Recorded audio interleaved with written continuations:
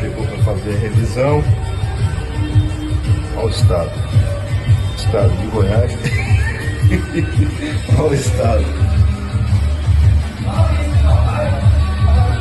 Aí. Olha aqui.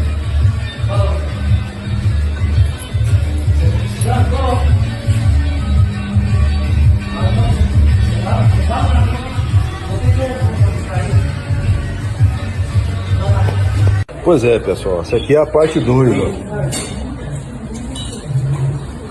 Esse aqui é o depois que a gente fez a revisão na bike aqui, na MC Bike.